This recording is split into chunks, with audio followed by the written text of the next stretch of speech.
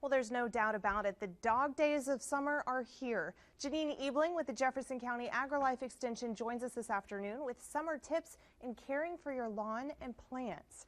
Now, Jeanene, let me tell you, I personally can speak to this because I just have to look at something and it dies. So the summer doesn't help me at all. So you have a black thumb. I do, or no thumb, I'm not sure. So give us some of the tips. What can people do to help not raise their water bill so high and yet keep things alive? Well, the problem is the heat, okay, and the plants are living organisms, so we do need to, take a little extra TLC.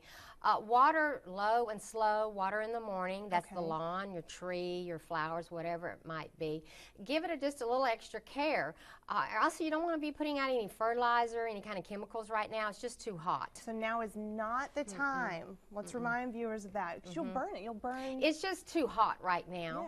Yeah, let nature run its course. Let it kind of hunker down and make it through the summer. You want to mow regularly. You don't want to mow so short, though. That's what I was going to ask you, because I feel like, and I'm guilty of this, you mow too short and then it's like there's no cover. Correct. And also it weakens the root. But the problem is some people say, oh, let me cut it down really short and I won't have to mow again for a couple of weeks.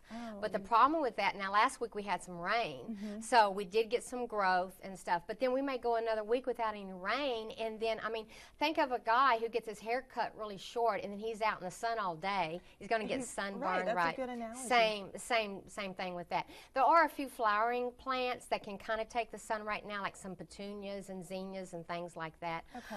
But midday sun, it's still a little hard on them. If they have some things out there that they can put some sort of shade cover over.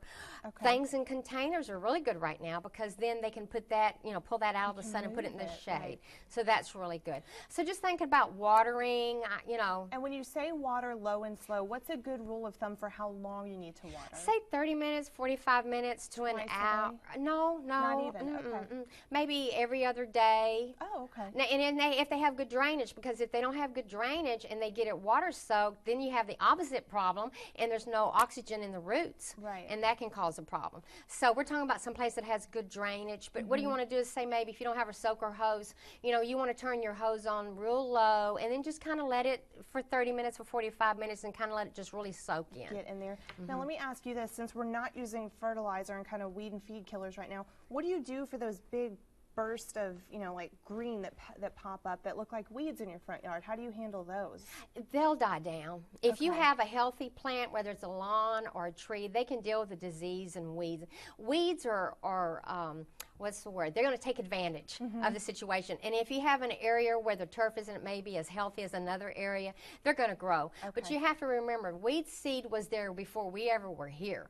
So what happens is we do something to disturb it and it grows. All right, but it's just going through a cycle. And if you keep your lawn mowed, say about 2 to 3 inches for St. Augustine, no lower than that, it'll be okay. It'll take over. Thanks, Jeanene. You're welcome. Thanks for having me. You're welcome. So there is hope for the people that feel like their lawns are going to die or shrivel up or weeds are going to take over. Just stick with it. Remember, water low and slow.